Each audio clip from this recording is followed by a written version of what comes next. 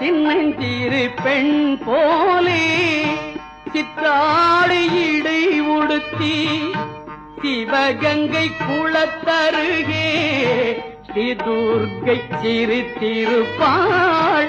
சின்னஞ்சிறு பெண் போலே சித்தாடு இடை உடுத்தி சிவகங்கை குளத்தருகே ஸ்ரீதுர்க்கை சிரித்திருப்பாள்.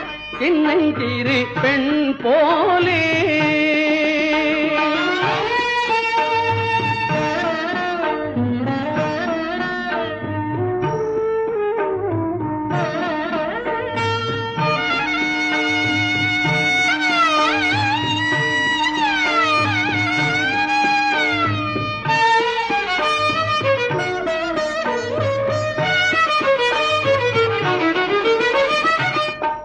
பெண்ணவளின் கண்ணழகை பேசி முடியாது.